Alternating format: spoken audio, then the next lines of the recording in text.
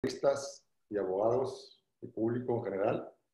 Muchísimas gracias por acompañarnos a este evento del capítulo Nuevo León de la Barra Mexicana Colegio de Abogados, a quien me honra presidir, y hoy tenemos el gran gusto de tener como invitado al maestro Carlos Pérez de la Sierra, que nos va a hacer una interesante exposición sobre los temas de propiedad intelectual. Y estamos muy contentos por ello. Antes de iniciar y cederle los micrófonos a Gilberto de Hoyos, nuestro moderador, quiero agradecerles de nueva cuenta su seguimiento, su participación en los eventos que hemos estado sosteniendo.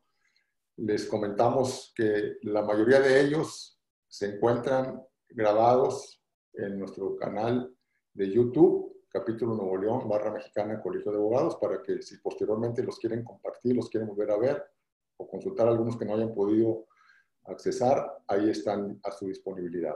Les invitamos a que nos sigan en nuestras redes sociales. Estamos en Facebook, en LinkedIn, en Twitter, en Instagram, donde estamos informando continuamente, así como en WhatsApp y en el correo. Le estamos invitando, informando continuamente de eventos que estamos realizando e información de interés del ramo jurídico. Invitarlos igualmente a que formen parte de nuestro colegio si no se están inscritos aún.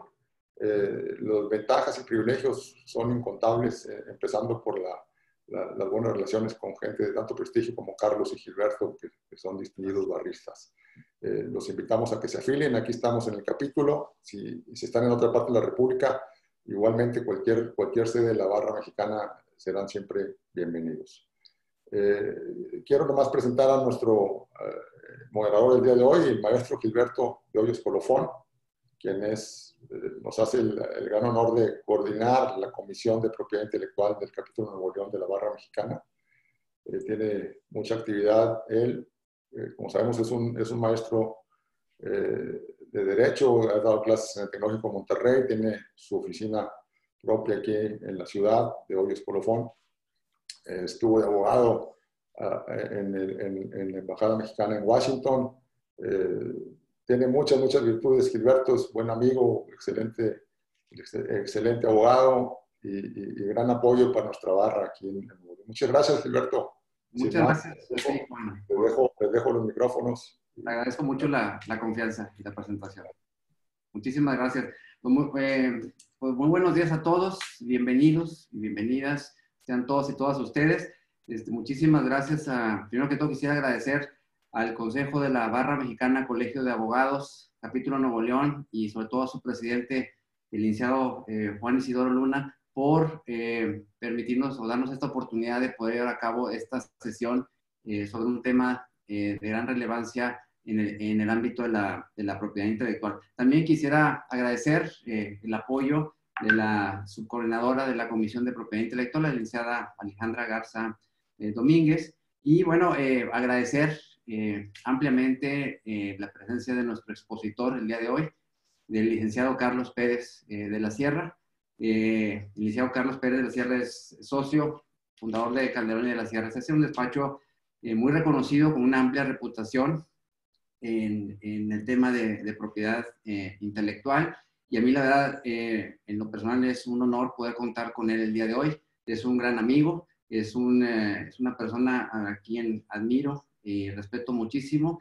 Tiene una amplia experiencia en el tema de la propiedad intelectual, y bueno, la verdad que es un privilegio poderlo tener el día de hoy para que nos comente sobre el tema. Bueno, como ustedes recordarán, hubo hay una nueva ley federal de protección a la propiedad industrial que va a abrogar lo que es la ley de la propiedad industrial que hemos estado, pues, en estos últimos años que ha estado regulando el tema de la propiedad industrial. Y bueno, ahora con esta nueva ley que surge como resultado de que inició entró en vigor el Tratado de Libre Comercio, bueno, entre Estados Unidos, Canadá y México. Bueno, pues una de las situaciones que había ahí era llevar a cabo una reforma a la ley o generar una nueva ley de propiedad industrial, y bueno, pues tenemos este resultado de esta nueva Ley Federal de Protección de la Propiedad Industrial que entrará en vigor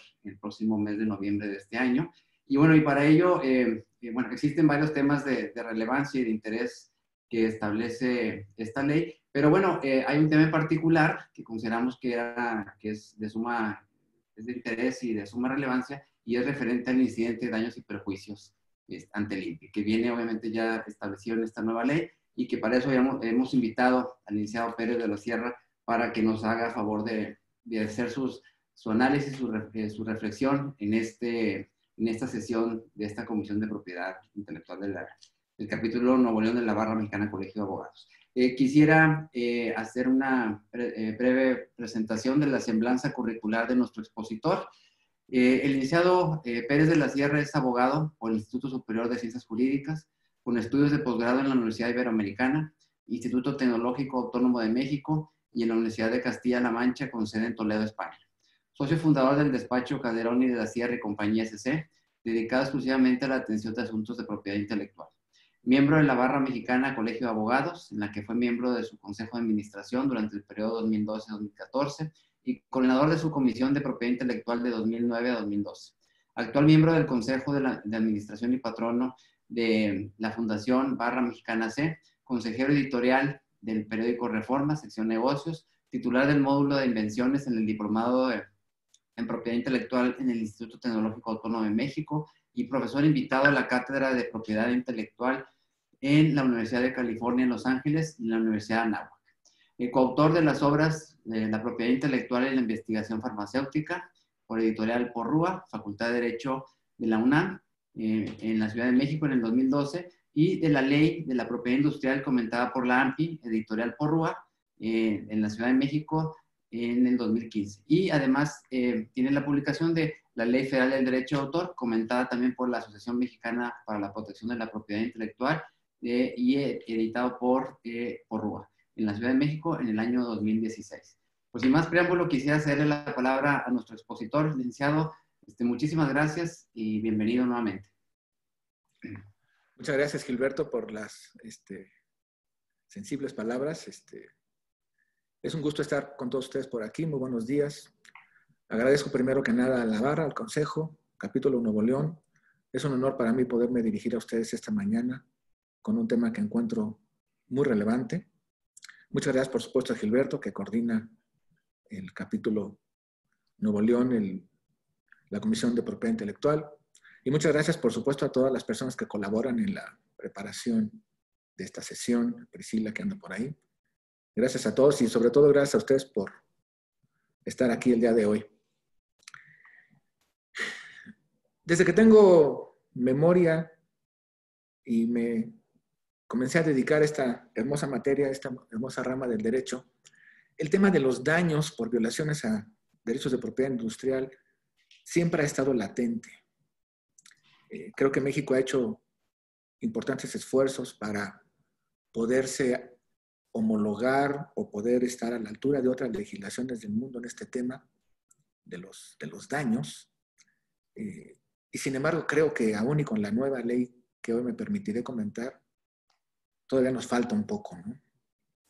En alguna ocasión que comentaba con un cliente este tema, le dije, mira, aquí ni siquiera hay daños, la ley no los prevé. Obviamente esto ya tiene un buen tiempo. Pero siempre ha sido esa una de las complicaciones que presenta nuestra legislación en materia de propiedad industrial. Si bien la parte registral, considero, está a la altura de cualquier legislación en el mundo, la parte de hacer valer los derechos de propiedad intelectual y posteriormente de tener la posibilidad de recuperar daños, siempre ha estado un poco rezagada. Y quizás esto adolece o es producto de que para nosotros el tema de propiedad industrial es un tema administrativo. No solamente por lo que hace a dónde ubicamos como rama del derecho a la propiedad industrial, en donde pudiera haber otras opiniones, sino porque la autoridad administrativa es la que lo regula, y no solo lo regula en el plano registral, sino que también es la que resuelve los conflictos que se generan en esta materia. Al entonces contar con un esquema administrativo para la protección de estos derechos de propiedad intelectual, se genera necesariamente un conflicto con el Poder Judicial. Un conflicto natural, por supuesto no político ni de ninguna naturaleza semejante, sino únicamente un conflicto de competencias en el que, pues, ¿qué le corresponde a cada quien hacer? Y voy entonces a tratar de dedicar estos minutos que tenemos a continuación a comentar cómo es que ahora esta nueva ley, que como señalaba correctamente Gilberto, entrará en vigor el 5 de noviembre de este año, cómo es que cambiará, si es que lo cambiará, el esquema que hoy tenemos para resolver estos conflictos en la parte de daños y perjuicios. Me voy a permitir compartir una pantalla. Me disculpo si cometo algún error aquí.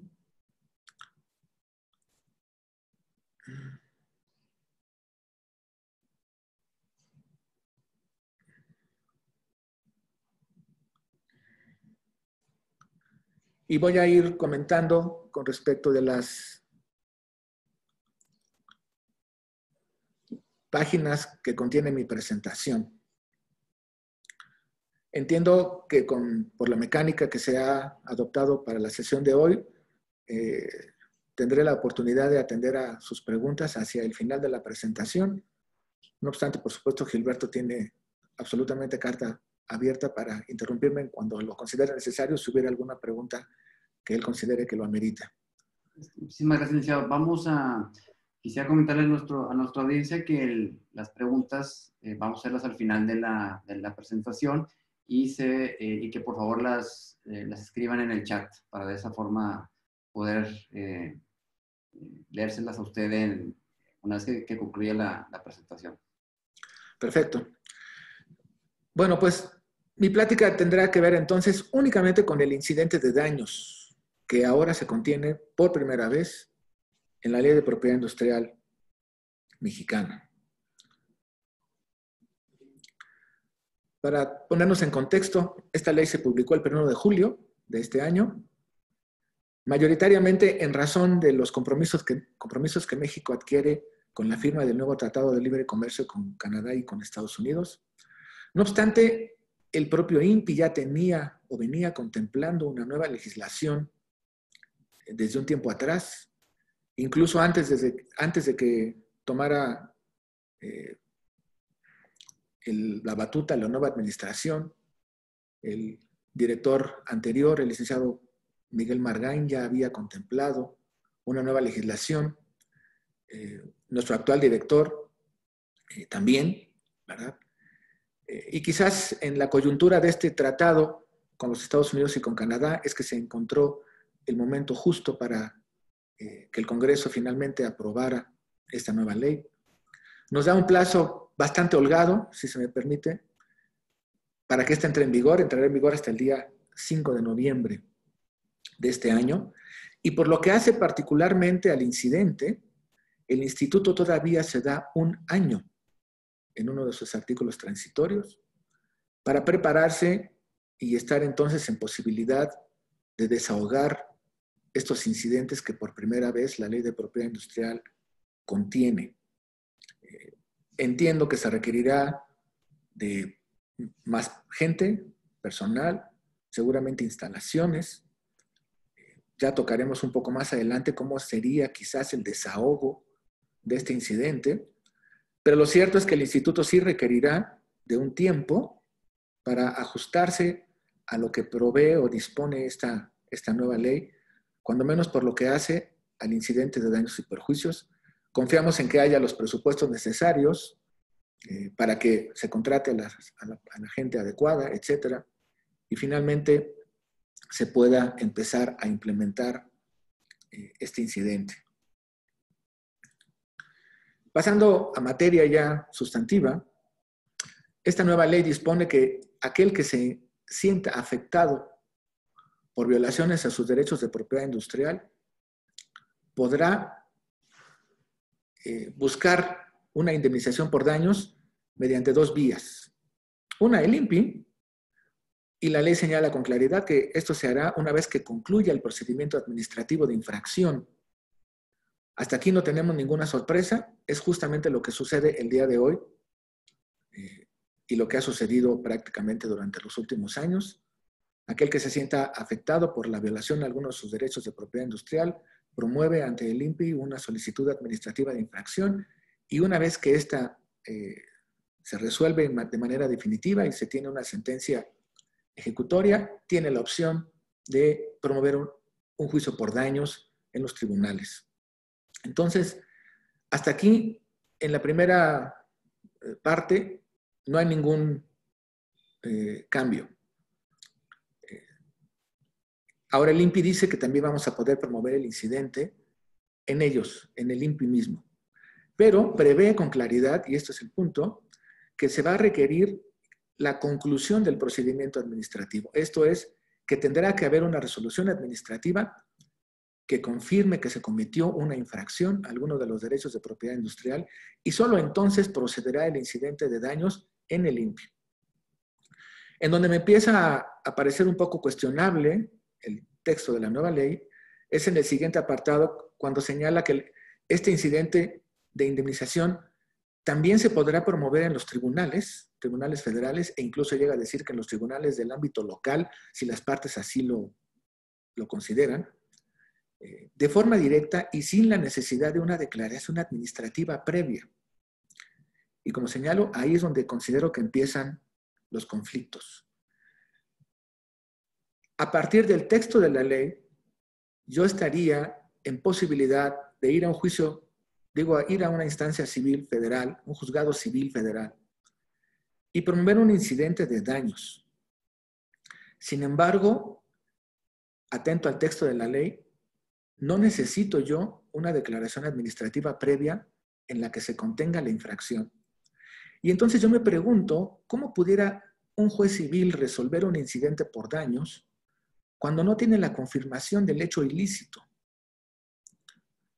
Todos sabemos que para que alguien pueda promover un incidente de daños, tiene que existir previamente un hecho ilícito que genere esa consecuencia, que genere la obligación en aquel que ha faltado a la ley a que pague una indemnización por daños y perjuicios.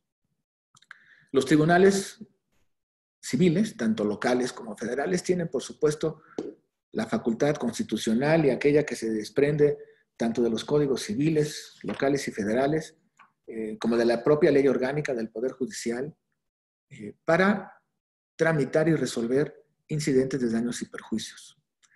Sin embargo, no sé si tengan facultades para pronunciarse sobre daños y perjuicios cuando no exista un derecho confirmado que compruebe la comisión de un acto o de un hecho ilícito.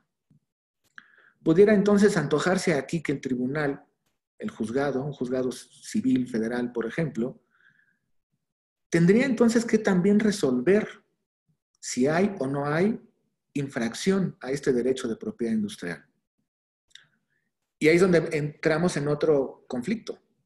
Los jueces federales tendrán la facultad en derecho para pronunciarse en temas de propiedad industrial.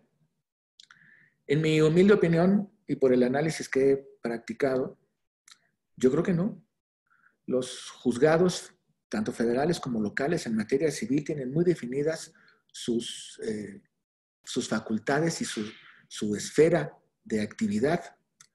Por supuesto, pueden pronunciarse en cualquier tipo de tema civil, mercantil, penal, por supuesto, pero en ningún momento se habla ni de temas administrativos y muchísimo menos de temas o derechos sostenidos de propiedad industrial que se contienen y que son protegidos por autoridades administrativas, como decíamos en un inicio. Entonces, ¿qué hará un tribunal cuando alguien llegue a promover un incidente de daños sin un documento, sin una resolución o sin una sentencia en la que se haya previamente confirmado la comisión de un hecho ilícito que pudiera entonces generar la situación jurídica necesaria para resolver el incidente? Le va a faltar el documento base de la acción, pudiéramos decir. No prevé la ley, y por supuesto las leyes civiles, tanto procesales como sustantivas, tampoco prevén que un juez civil pueda desahogar un procedimiento de infracción de una patente, por ejemplo, o de una marca.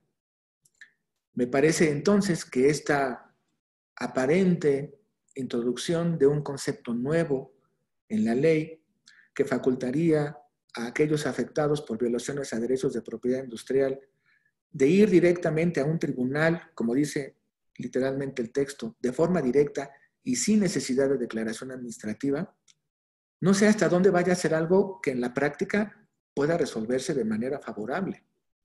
Y no me refiero a favorable para determinar o no los daños y perjuicios, sino incluso para que los jueces acepten estos incidentes cuando no hay una resolución o una sentencia en donde se haya determinado la comisión de un hecho ilícito, que es indispensable para entonces poder tramitar el incidente por daños.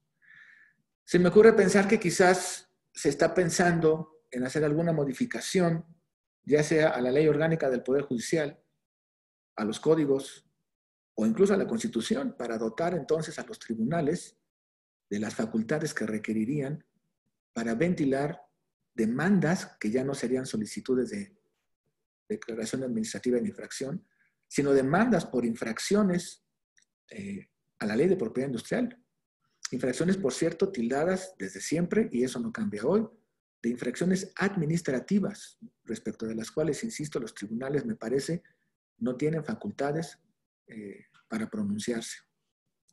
Este me parece que es el primer detalle al que nos tendremos que enfrentar. Llevándolo un poco más a la práctica, no sé si a mí me gustase decirle a un cliente que vamos a poder promover un incidente de daño simplemente porque yo considero que fulano de tal violó su marca, ¿no? Ahí creo que habría violaciones al debido proceso, al derecho de defensa del imputado o del presunto infractor, quien quién sabe si tenga la oportunidad de defenderse cuando salto directamente a promover un incidente por daños sin que aún haya sido encontrado responsable de la comisión de alguna infracción administrativa. Todavía no hay ningún otro cuerpo legal que no sea la ley de propiedad industrial en donde se contemplen estas conductas y se determine que se consideran violaciones administrativas a la ley que no sea la ley de propiedad industrial.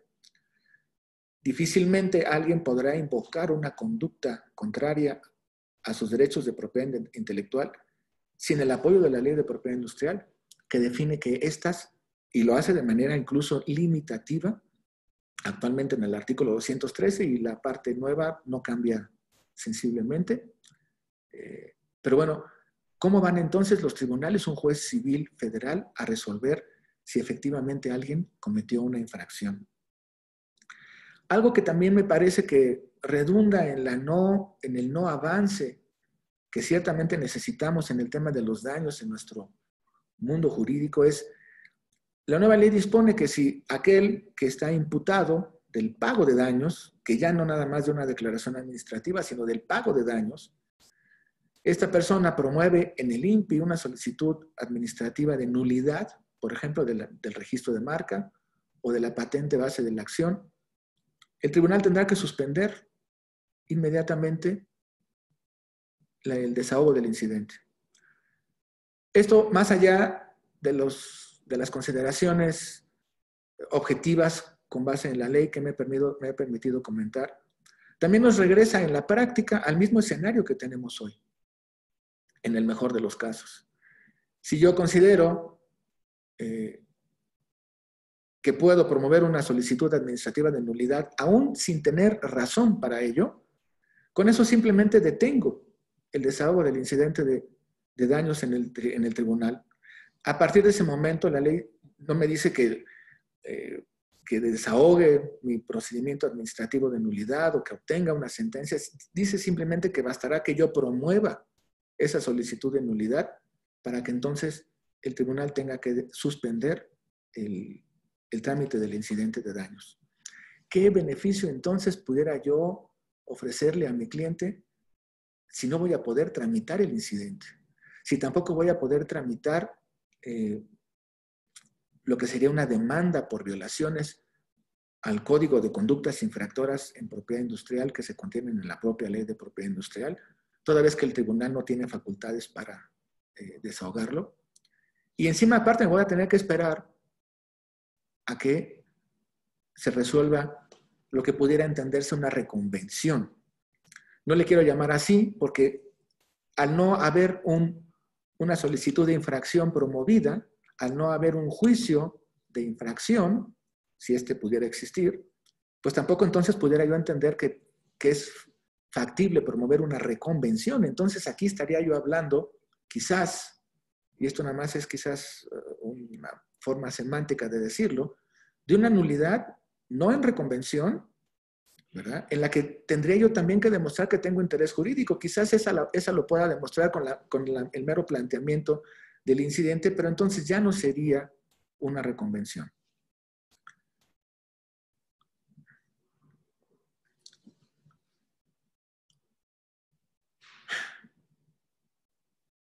Una vez que hay una sentencia firme en el INPI de una solicitud de declaración administrativa de infracción, obviamente el titular afectado, el dueño del registro, e incluso no el dueño del registro, también puede ser aquel que fue presumiblemente tildado de infractor y que resultó no serlo, a quien también se le pudieron ocasionar daños. Cualquiera de estas dos, una vez que haya una sentencia firme, se podrá tramitar el incidente por daños. Si ya tenemos una sentencia que declara, una sentencia firme que declara la comisión de una infracción, por ejemplo, no existe duda de que podemos recurrir a los tribunales competentes para promover el incidente. Así es como está incluso hoy. Hasta este punto, la nueva ley no contendría entonces ninguna innovación, ninguna aportación novedosa a esa situación de hecho en la que vivimos hoy. Una vez que yo tengo una sentencia firme, puedo recurrir al tribunal para buscar mis daños. El tema es que quién sabe también si puedo yo decidir promover este incidente de daños ahora en el INPI. ¿Verdad? Pero el tema ahí es que no estoy muy seguro de que el INPI tenga facultades para promover este tipo de incidentes. Por supuesto que se arroga facultades el INPI en la nueva legislación. La fracción octava, si no me equivoco, del artículo 5 de la nueva ley dispone o le otorga o le auto-otorga facultades al INPI para determinar los daños. ¿Verdad? Pero no sé si esta disposición de la ley, en donde se comentan o se listan las facultades que tiene el INPI, esté acorde a derecho. Porque el incidente de daños es propio de la materia civil clara e incuestionablemente. No es la materia de daños una en la que la autoridad administrativa pueda pronunciarse. Como buscaba señalar en un inicio, hay una clara separación de competencias. Los daños son propios del Poder Judicial, son propios de un juicio civil, que se regula como está regulado, ese no es tema de hoy, pero que no competen o no se encuentran dentro de la esfera de atribuciones de la autoridad administrativa. Por tanto, si yo tuviese una sentencia firme que ya me tomó algunos años obtener, en donde finalmente fui favorecido con la declaración de infracción contra algún competidor, ¿me convendrá promover mi incidente de daños en el INPI? ¿Verdad? Atento a que uno, pues no tendrá prácticamente ninguna experiencia, esto desde el punto de vista práctica. Me convendrá promoverlo cuando quizás ese incidente eventualmente resultare ilegal, contrario a la Constitución, por ejemplo, en el que pudiera resolverse, y no me parece tan remoto que pudiera resolverse, que el INPI no cuenta con facultades para desahogar un incidente por daños, a pesar de que la propia ley de propiedad industrial, la nueva, le conceda o le autoconceda esas facultades.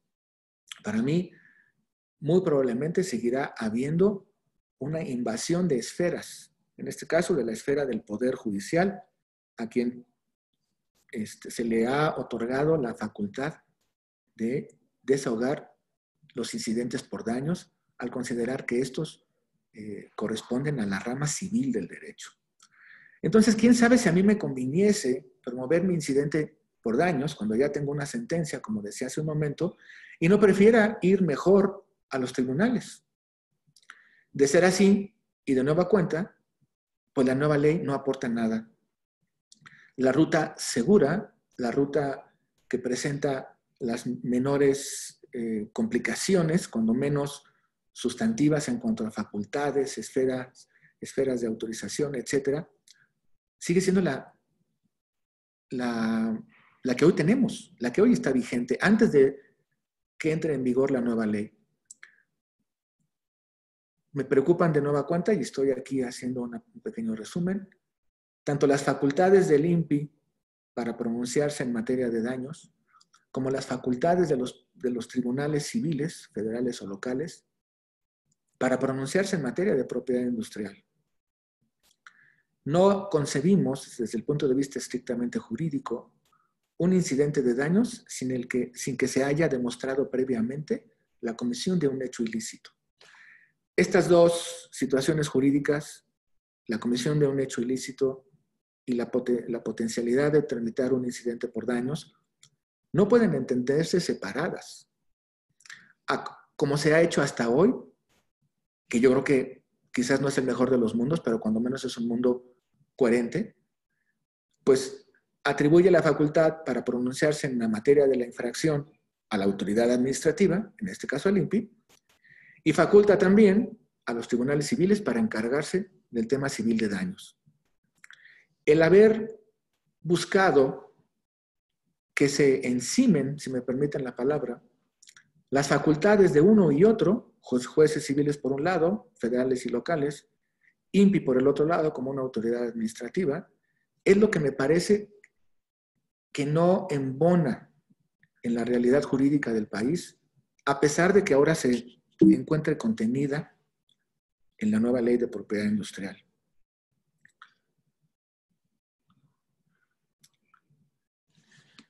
Me preocupa también un poco las disposiciones que ahora se introducen en la ley con respecto al cómo calcular los daños. Afortunadamente habla de que serán estas 4 consideraciones, y afortunadamente dice, o algún otro indicador de valor legítimo, o algún otro indicador. Si pudiéramos pasar todos los obstáculos competencionales a los que me he referido anteriormente, y finalmente tuviésemos un escenario jurídico adecuado para en el INPI tramitar un incidente, pudiéramos, o debiéramos entonces, perdón, someternos a lo que dicen estas cuatro fracciones. Y afortunadamente nos permite el legislador usar cualquier otro indicador. Sin embargo, no estoy muy cierto de que estos 4 elementos sean coincidentes con lo que la Suprema Corte ha establecido, cuando menos hasta ahora, puede haber algún cambio, pero hay jurisprudencia de la Corte derivada de una violación de derechos de propiedad industrial, en la que detalla con mucha claridad, si se me permite, qué consideraciones deben de tenerse en cuenta para que una demanda por daños o para que un incidente de daños proceda de manera favorable. El único punto que aquí me parece que coincide, cuando menos de alguna forma, con la sentencia de la Corte, no se encuentra en estos incisos, sino más bien se encuentra en el artículo 343 de la nueva ley, en donde prevé el nexo causal que debe de existir, que era uno de los elementos fundamentales que la Corte resolvió que debería ser probado para que entonces hubiera la posibilidad del daño y del perjuicio. Este artículo 343 de la nueva ley señala que el incidente que se pudiera promover con base en el 397, que es el que he venido comentando, deberá señalar expresamente en su resolución la existencia de la relación de causalidad entre la conducta infractora y la lesión producida al titular afectado. Esta sí me parece una extraordinaria adición al texto de la ley, porque no se contenía en la ley anterior, porque es coherente y consistente con lo que la Suprema Corte ha resuelto hace algunos años, no tantos, y porque me parece que sería incluso aplicable cuando buscásemos tramitar un incidente en el Poder Judicial. Si bien el contexto en el que esta disposición del 343 se contiene en la ley únicamente se refiere al incidente cuando se tramite en el INPI, yo creo que también pudiéramos entonces utilizarlo para el incidente en cualquier, aunque lo tramitásemos en la instancia judicial, ¿no? Estos valores o indicadores de valor legítimo, como le llama ahora la ley, por supuesto que no pueden ignorarse, pero nos dejan en una situación en que pudiera entenderse insuficiente para la determinación del daño. Hay la idea, o cuando menos esa idea se ha manejado, de que toda vez que la ley dispone, y sigue disponiéndolo, que la indemnización mínima sería el 40% del valor bruto de los productos infractores, es suficiente para determinar el daño, y me parece que no. Me parece que no, y la Suprema Corte en su sentencia apoya esta postura, o más bien yo me adhiero a la postura de la Corte. Tiene que haber un daño directo. Tiene que haber una competencia directa. En el tema de las marcas, por ejemplo, no es raro que encontremos que el INPI declare una infracción por la violación a un registro en clase 9, por ejemplo, cuando el actor vende lentes y el demandado vende escollas para buceo, ¿verdad? Ambos productos pertenecen a la misma clase y por lo tanto, si yo tengo una cobertura adecuada en clase 9, que hasta antes de la ley nueva se podía, y puedo sostener que tengo derecho sobre cualquier producto de la clase 9 prácticamente, de los que tenga yo listados, muy probablemente obtenga yo una declarativa de infracción. Y sin embargo, yo sostendría que en ese caso simplemente no hay daño. Pudo haber habido violación al derecho en términos estrictos de lo que dispone la ley de propiedad industrial, tanto la actual como la nueva que estamos por tener, simplemente porque en el contexto del derecho marcario sí se puede dar esta invasión. Sin embargo, para efecto de los daños, no. Para efecto de los daños, necesito yo demostrar que somos competidores y que perdí una parte de mi negocio en razón de que mi competencia usó alguno de mis derechos de propiedad industrial. Este elemento fundamental que recojo de la sentencia de la Corte, insisto, no lo veo muy reflejado aquí. Y creo que aparte nos pudiera traer problemas, más problemas, a la hora de que intentásemos desahogar el incidente, porque puede haber una violación.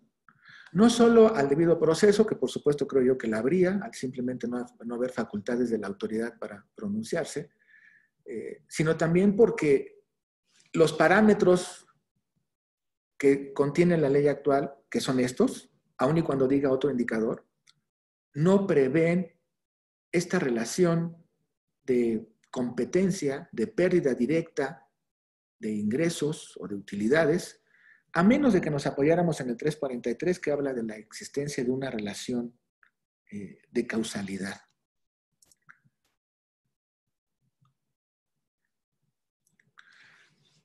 Lo que comento anteriormente se refleja quizás con un poco más de claridad en el procedimiento, si hablamos del procedimiento. El procedimiento es pues, verdaderamente muy simple. Se presenta la reclamación por daño, se da vista al infractor, ya es infractor, ya no es un presunto. A este infractor se le dan 15 días para que manifieste lo de que a su derecho convenga y ofrezca pruebas. En las pruebas se aplican las mismas reglas de los procedimientos de declaración administrativa. Y luego dice que una vez las manifestaciones del infractor y desahogadas las pruebas, el INPI determinará los daños y perjuicios ocasionados. No me voy a detener mucho en esto de que el INPI determinará los daños porque, como comentaba al inicio de la plática, considero que no tiene facultades para hacerlo, pero digamos que pues eso pasa de alguna forma. Me preocupa en el incidente, en el desahogo, el tema de las pruebas. Prácticamente la ley de propiedad industrial, incluso la nueva, acepta cualquier tipo de prueba.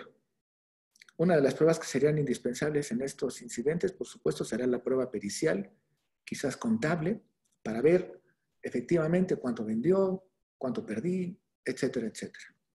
La prueba pericial tiene obviamente cabida en la ley de propiedad industrial, se usa constantemente, pero por ejemplo en los procedimientos ante el INPI no se requiere que los peritos estén autorizados por el Poder Judicial. Entonces, ¿qué tal si nosotros utilizamos un perito no autorizado y después esa pericial resulta inválida?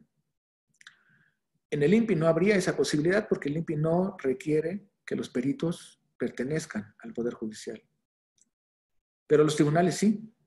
Quizás haya ciencias o ramas de la ciencia en donde no haya peritos y los tribunales tienen las facultades para excusar y permitir que alguien participe con ese carácter aun y cuando no tenga el reconocimiento oficial. Pero en materia contable, en materia de daños, ¿verdad? Yo creo que hay suficientes peritos en el Poder Judicial que están autorizados y que se usan constantemente, sobre todo cuando habría algún tercero.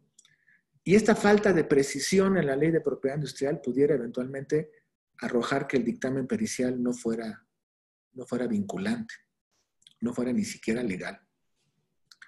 Y si esta prueba pericial presenta estas pequeñas complicaciones, considero que presenta más complicaciones aún el hecho de que, de acuerdo a la ley de propiedad industrial, incluso la nueva, las únicas pruebas que no se admiten son la testimonial y la confesional, más que cuando éstas se presentan por escrito.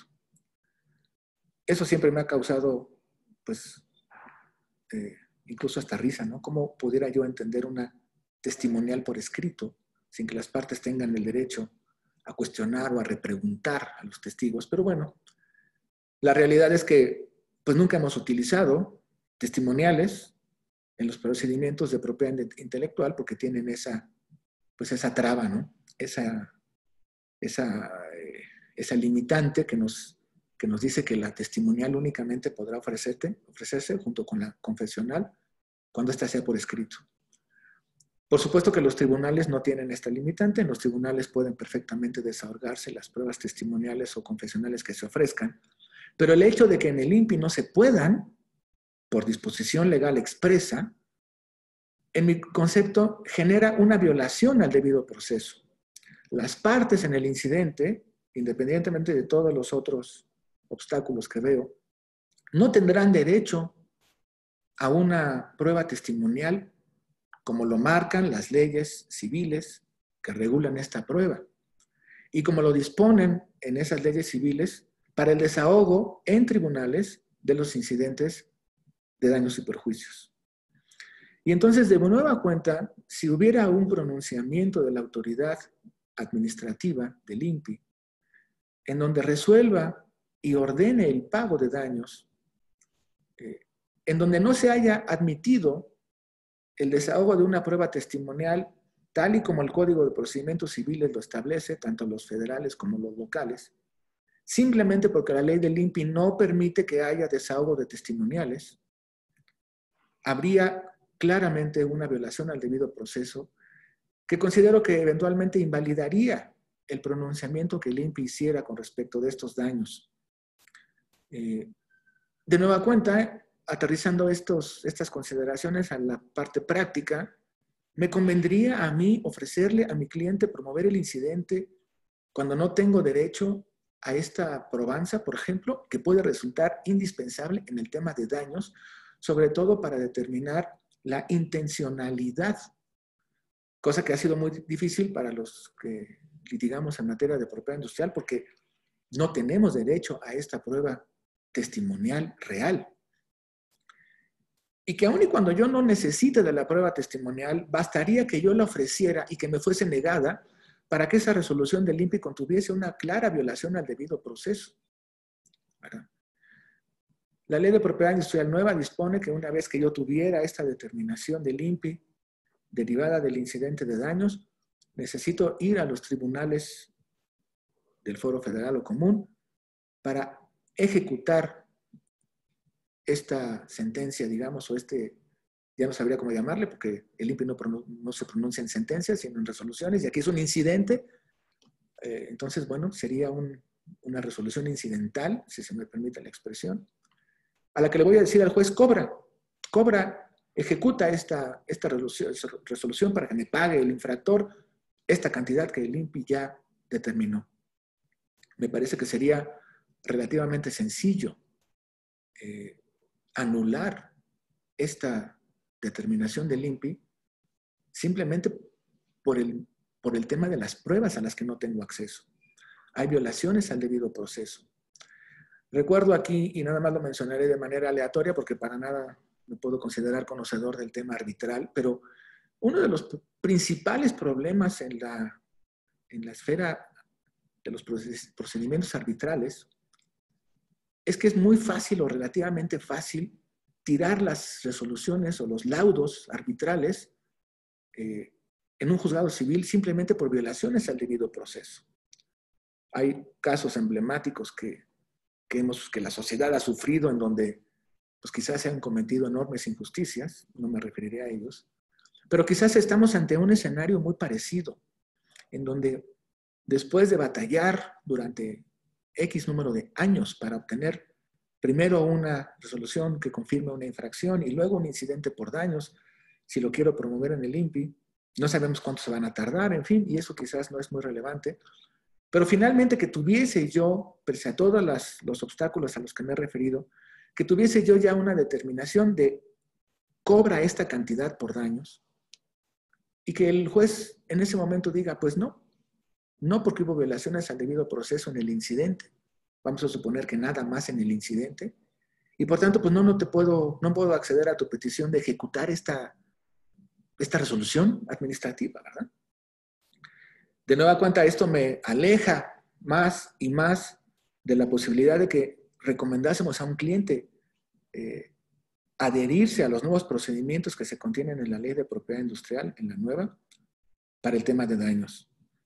Y quizás, pues, pudiera concluirse que no hay una seguridad jurídica suficiente para utilizar los procedimientos que el INPI ahora dispone en su nueva legislación. Son tantos los obstáculos que tendríamos que sortear para finalmente poder cobrar, que no veo que tengamos un ahorro en tiempo comparado con lo que tardaría hoy promover una infracción y un incidente por daños. No creo que tuviésemos mayor seguridad jurídica a partir de estas nuevas disposiciones y prácticamente creo que lo que conviene es seguir en el esquema actual. Aún y cuando no es óptimo, está probado que funciona. Yo voy al INPI, a la autoridad administrativa, promuevo, gestiono una infracción administrativa, eventualmente obtengo una sentencia. Esta sentencia va a pasar por sus etapas de apelación y finalmente tendré una sentencia firme. Una vez con esta sentencia, entonces voy a un tribunal civil y promuevo mi incidente por daños. Hasta ahí, con las complicaciones que eso conlleva de cualquier forma, no tenemos duda o falta de certeza jurídica de que funcione. El hacerlo ahora, con base en las nuevas disposiciones que se contienen en la Ley de Propiedad Industrial, me parece que presenta múltiples obstáculos, que por supuesto hoy no podría quizás nadie pronunciarse con respecto a cómo les va a ir, ¿verdad? Quizás estoy equivocado y pues los tribunales federales en materia civil sí se pueden pronunciar en materia de propiedad industrial. Pudiera ser, ¿verdad? Quizás también el INPI pudiera pronunciarse en materia de daños, pudiera ser. Quizás también yo tendría una posibilidad real de pedirle a un juez civil que ejecute la resolución en donde se disponga o se determine una X cantidad de daños por el INPI.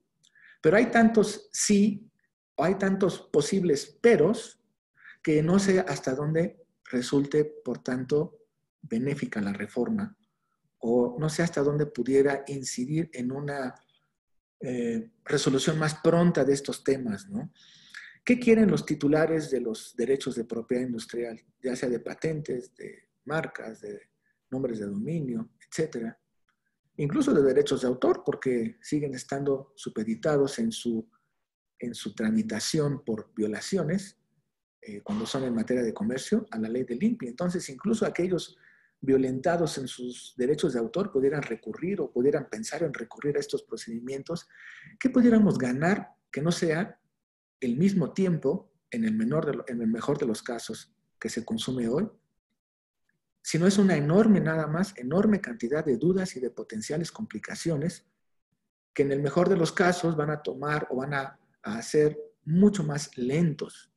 Imaginemos que hay amparos o que hay cuestionamientos simplemente en atención a las facultades, ya sea de los tribunales o del INPI, en cualquiera uno de los casos en que hemos hoy comentado. En el mejor de los casos, y aún y cuando en estos amparos o en estos recursos se sostuviese lo que dice la ley, se sostuviese lo que dicen los tribunales, pues estamos hablando de varios años más en la tramitación y finalmente en la conclusión de este tipo de procedimientos. Lo que la industria quiere, lo que los dueños quieren, en primer lugar, por supuesto, no es el tema de daños, lo que quieren es que no se violen sus derechos, pero una vez que fueron violados, ¿verdad? Pues entonces sí, cuando menos, querrían tener acceso real a la materia de daños.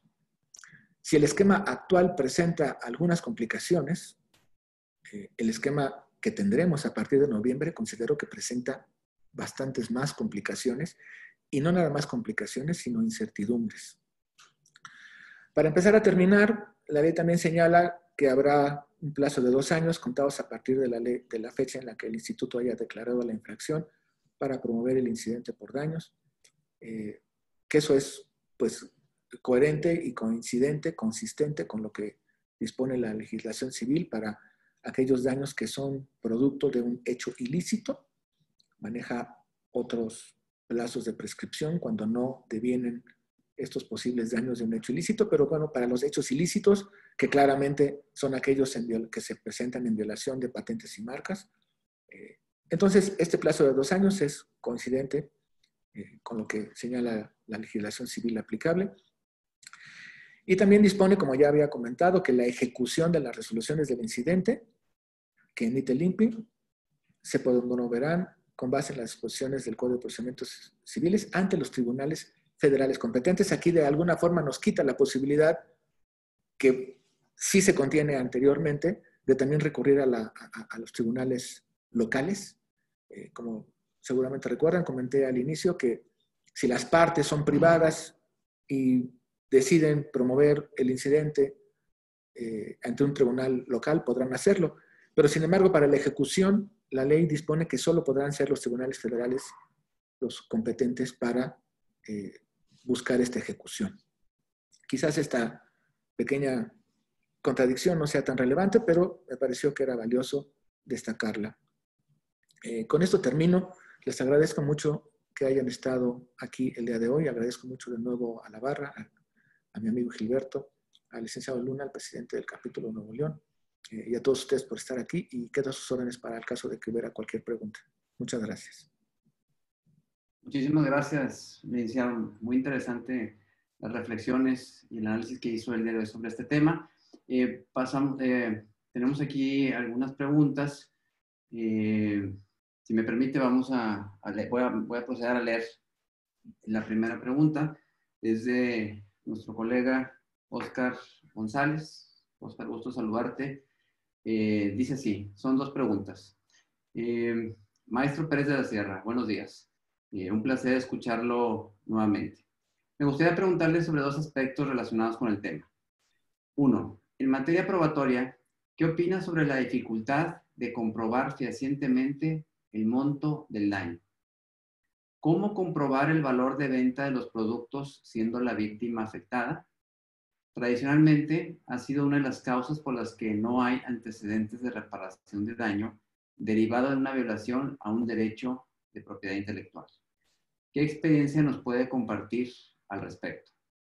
Y la segunda pregunta que hace Oscar es, ¿por qué el 221 y 221 bis establece el típico 40% como mínimo?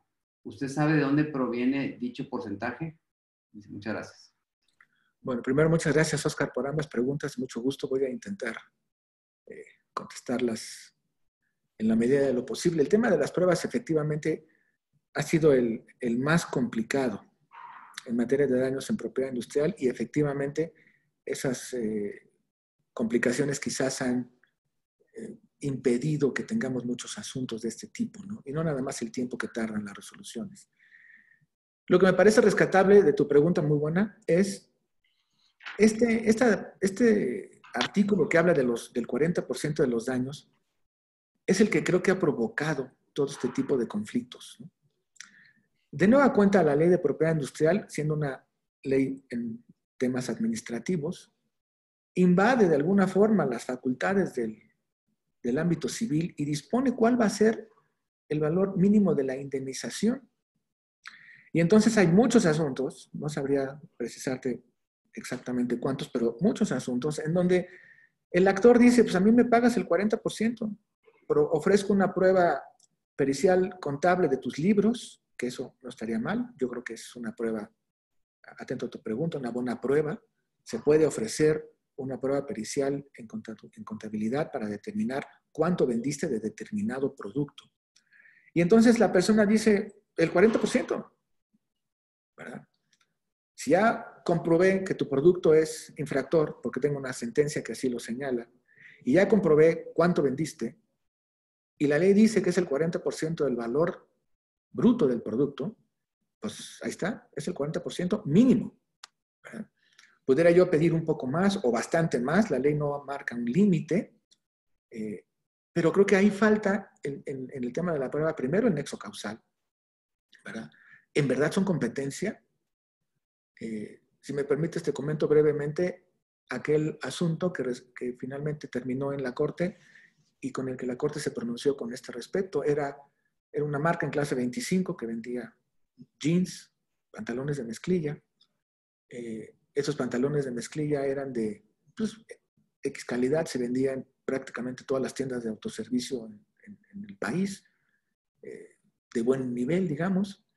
Pero resulta que el titular de la marca era una persona que tenía un comercio, si no estoy equivocado, en una ciudad pequeña en Guanajuato, un comercio muy, muy pequeño, en donde efectivamente también vendía ropa, no necesariamente pantalones de mezclilla, pero ropa, y también pantalones de mezclilla. Y dijo, pues a mí págame el 40% de las ventas, ¿no? Por decir, esta persona en el estado de Guanajuato, pues vendía quizás 2 o 3 pantalones al día, mientras que la otra marca vendía pues, miles de pantalones al día, distribuidos en todas las tiendas propias de este tipo de negocio en el país, miles. Y entonces quería o pedía una indemnización que rebasaba varios cientos de millones de dólares porque era el 40%. La Corte resolvió que no, que ahí no había habido daño. Ahí no hay daño. Nunca se le quitó a esta persona una sola venta con las actividades de la otra empresa. Y entonces, si bien sí había una infracción a la marca, no había la posibilidad de determinar daños. A partir de este ejemplo, que obviamente he resumido, espero no mal, pero sí muchísimo, es que la Corte dijo, tiene que haber una relación, no nada más causal, sino una relación tal que me diga que efectivamente perdiste ventas, ¿no? Conozco de un asunto que se arregló, no llegó a tribunales, pero era la violación a una patente, y entonces el titular de la patente, al haber ganado el juicio de nuevo y tener su sentencia, decía, mira, no sé cuántas cosas me privaste, pero participaste tú en esta licitación para venderle a la autoridad, al gobierno, no tenías derecho porque esa venta era mía, no pudiera haber sido de nadie más la venta, porque el único con la patente era yo, ¿verdad? Y ahí quizás sí se hubiera podido demostrar el daño directo. Estos dos ejemplos que te pongo son un poco distantes. El primero, pues es quizás un poco exagerado con base en las ventas y los alcances de las ventas o de los negocios. Y el segundo es demasiado claro, ¿no? Es demasiado obvio. Quizás no hay muchos asuntos así en esos extremos, pero lo que pretendo transmitirte es, tenemos que ser muy creativos a la hora de las pruebas. Y de ahí que la la prueba testimonial o la prueba confesional incluso puedan resultar indispensables para determinar que efectivamente hay un daño, ¿no? Que efectivamente me privaste de una ganancia lícita. Y como señalaba, el nuevo incidente del INPI no nos da acceso a esta prueba testimonial en su forma correcta, ¿no? ¿Por qué el 40%? La verdad es que yo lo desconozco. No sé en razón de qué en su momento la autoridad legislativa incorporó esta cantidad. Pero lo que sí te puedo decir es que ya ha causado más de un problema por ser excesivo.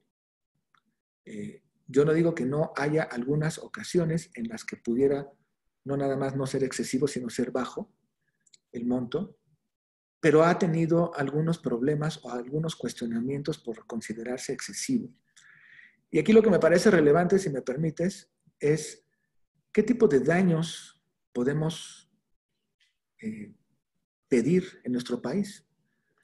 Me parece que ese 40% pudo, y nada más pudo, haber venido de la concepción anglosajona de los daños punitivos, que yo no estoy seguro de que en México pudieran también solicitarse o demandarse. Los daños punitivos son una suerte de castigo, como la propia palabra indica, que busca reprimir las conductas contrarias a la ley.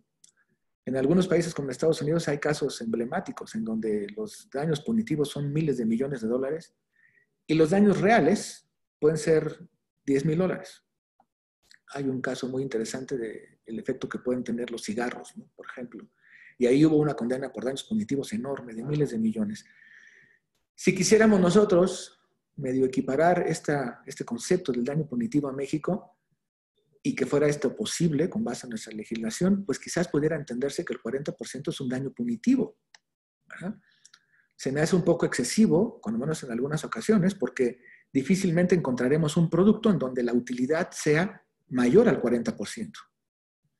Si la utilidad del producto infractor no fue superior al 40%, estás hablando de que vas a quebrar a este infractor.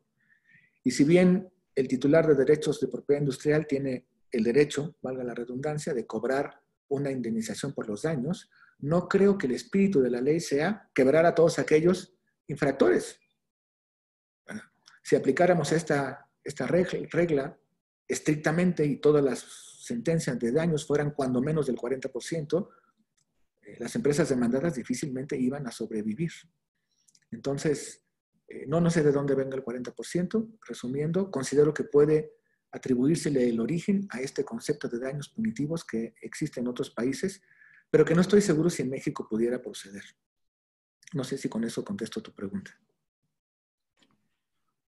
Muchísimas gracias, licenciado. Tenemos otra pregunta por parte, bueno, está Jesús Gilberto González, lo felicita, dice excelente exposición, o sea, saludos de la Barra Mexicana, capítulo Chihuahua. Luego tenemos la pregunta de la licenciada Alejandra Garza, dice entonces, la cuantificación o determinación de daños y prejuicios por parte del INPI sería en materia de amparo. El amparo lo promovería por el presunto infractor. A ver, no sé si entiendo bien la pregunta. Yo creo que cuando se determine el daño, si lo pudiera esto impugnar, el presunto infractor que se resolvió en contra, si lo pudiera esto impugnar, esta resolución mediante juicio de amparo. Yo creo que a eso se refiere. Bueno, yo creo que sí sería recurrible vía amparo, pero no podemos perder de vista que también quizás sea recurrible vía administrativa con la sala especializada en propiedad industrial. Creo que ahí los transitorios, hasta donde los he podido estudiar, no nos arrojan una claridad. Simplemente habla de que pues, las determinaciones de la autoridad son recurribles. Yo creo que la vía de amparo sería adecuada toda vez que invocaría, o cuando menos yo así lo haría, algunas violaciones incluso a la Constitución.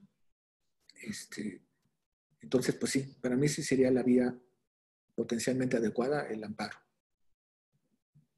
Muy bien, muchas gracias. Otra pregunta de Norberto Carrizales. Una duda para el maestro Pérez de la Sierra. ¿Considera viable la determinación de la inconstitucionalidad e inconvencionalidad de esta nueva facultad del INPI, tomando en cuenta que únicamente los tribunales pueden resolver conflictos entre particulares. En cambio, los procedimientos del INPI son administrativos. Yo creo que sí, quizás no por la razón que me expresas. Primero, gracias por tu pregunta. Yo considero que sí hay violaciones a la Constitución y no sé si sería pues sano o conveniente, pero probablemente sí, el cuestionar estas disposiciones relativas al incidente como inconstitucionales. En mi opinión, sí, porque su mera inclusión en la ley genera incertidumbre, genera confusión. No es algo, en mi opinión, por supuesto, siempre solo en mi opinión, que nos otorgue seguridades o avances siquiera. Yo considero que en el mejor de los casos estamos igual. El mismo tiempo se va a requerir para la determinación, los mismos obstáculos y aparte estos obstáculos competencionales a los que me refiero. En resumen, yo sí estaría de acuerdo en que la promoción de un amparo alegando la inconstitucionalidad debería ser resuelto concediendo el amparo. Ok, muchísimas gracias. La siguiente pregunta, nuevamente del licenciado Óscar González, dice, ¿habrá alguna posibilidad algún día de hablar de daño moral? ¿Otro que daño patrimonial, como en Estados Unidos? Yo creo que sí. Esa es muy buena pregunta y le agradezco. Es muy buena pregunta porque independientemente del aspecto comercial, económico, de los derechos de propiedad industrial, sí también puede llegar a haber una lesión muy importante a los derechos de los titulares desde el aspecto moral, desde el aspecto del daño moral. Y la ley simplemente no la contempla. Hoy creo que una demanda por daño moral sería inviable. ¿Por qué? Porque la ley no lo contempla. Sin embargo, creo que sí debería la ley de poder prever estas situaciones. ¿Qué pasa cuando un infractor o alguien sin derecho usa una marca en un mercado, digamos, público, tianguis, etcétera? Este caso es de todos los días, ¿eh? Y la verdad destruye la reputación de la marca. De este asunto sí puedo hablar porque tiene ya muchísimos años, pero la marca Chemie Lacoste hace muchos años estaba registrada a nombre de un tercero, de una persona física mexicana, que empezó a vender estos productos en mercados sobre ruedas, tianguis, etcétera. Y la verdad destrozó la reputación. Para cuando el titular francés legítimo de la marca finalmente le ganó los juicios, la marca no valía nada. Y eso ocasionó que esta compañía no viniera a México durante décadas, y no estoy exagerando, porque el valor de su marca había sido totalmente destruido. Ahí, por ejemplo, hubiera, en mi opinión, cabido una condena por daño moral. El daño moral que, ahí también ya tenemos tesis o jurisprudencia incluso, que también le asiste a las empresas, no nada más es propio de los individuos o de las personas físicas, sino que nuestros tribunales han reconocido que también le afecta a las personas morales. El haber destruido la reputación de esta marca en particular, por ejemplo, quizás tuvo que haber sido sancionado, pero ni entonces ni hoy la ley prevé la posibilidad del daño moral. Entonces, contestando tu pregunta, sí creo que debiéramos movernos en algún momento a la inclusión del daño moral en esta materia de propiedad industrial. Y no hablemos, por ejemplo, de los titulares de derechos de autor, cuyo quizás principal patrimonio es el moral, ¿verdad? El ser reconocido como el autor, que aparte, pues simplemente no se puede recuperar, ¿no? Cuando alguien ve afectada su reputación, difícilmente la va a poder recuperar, y lo menos a lo que debería tener derecho es al resarcimiento de los daños, aun y cuando se materializaran en dinero por esta violación a su derecho moral. Muchas gracias, licenciado. La última pregunta dice de la licenciada Paloma Gómez, ¿cuál sería el factor determinante al momento de elegir la vía incidental ante el INPI o la vía civil?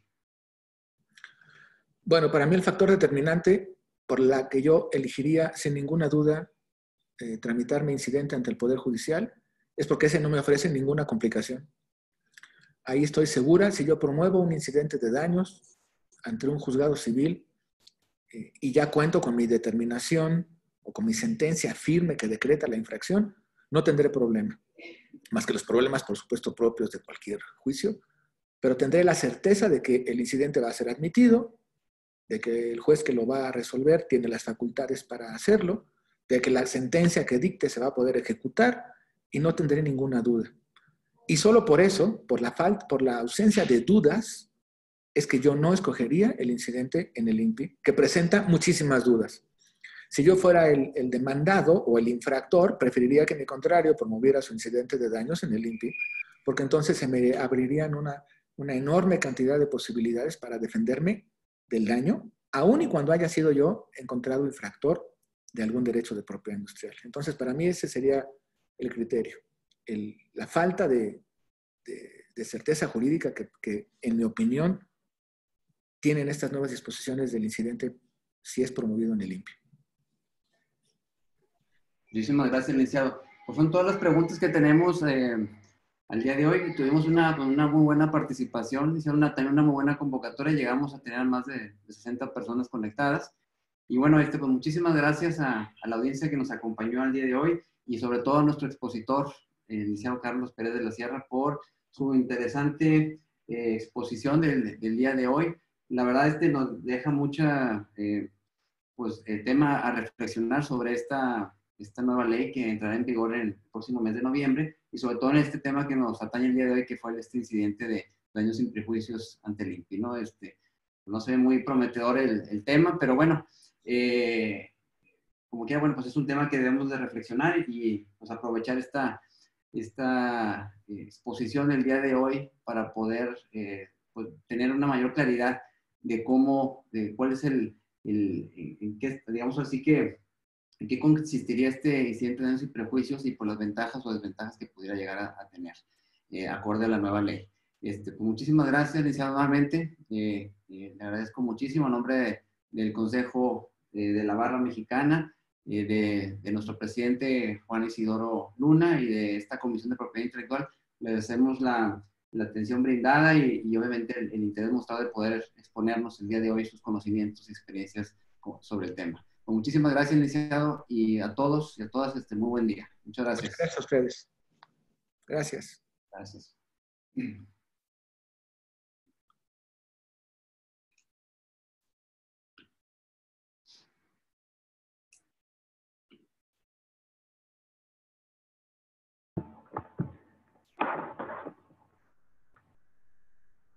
¿Finalizamos la sesión? Listo, Priscila. Gracias. Gracias, hasta luego. Gracias, Priscila. Gracias, Juan. Un abrazo, Gilberto. Muchas gracias por todo. Estamos en A contacto. usted, licenciado. Gracias a ustedes. Tenemos nuestro próximo evento el día 20, si mal no recuerdo. Entonces, me pongo de acuerdo, Juan, con Priscila para ver el tema de la invitación electrónica para la difusión. Sí, armamos juntos rápido eso. Pero sin problema. Perfecto. Muy bien. Este ya lo tenemos reservado, ¿verdad, Gilberto? Sí, lo platicamos la semana pasada, es el día 20 a las 10 de la mañana, el licenciado Manuel Guerra Zamarro. Sí, ahorita lo reviso con Priscila como quiera, pero ya estamos en eso. Bueno, por cualquier cosa, pues estamos aquí a la orden y muchísimas gracias. Oiga, perdón, ¿sabe? No comenté que iba a estar, la conferencia está en un canal de YouTube. Sí. Y la subimos normalmente al canal de YouTube de la Barra en las próximas horas. Ok, entonces voy a poner aquí en el chat, que por lo menos La comparto. conectado. Es que alguien me preguntó, Rodrigo me preguntó sobre una liga de YouTube. Ya que esté la liga, te la paso para que la compartas ahí con tus contactos. Ok, por lo menos que busquen en el canal de YouTube. Capítulo Nuevo León, Barra Mexicana, Colegio de Abogados, ahí lo aparece. Ahí están casi bastantes eventos nuestros ahí. Casi todos. Muy bien, perfecto. Un abrazo, muchas felicidades. Gracias, que estén muy bien. Muchas gracias por el apoyo y la confianza. Nos vemos la próxima semana. Gracias. Gracias. Hasta luego.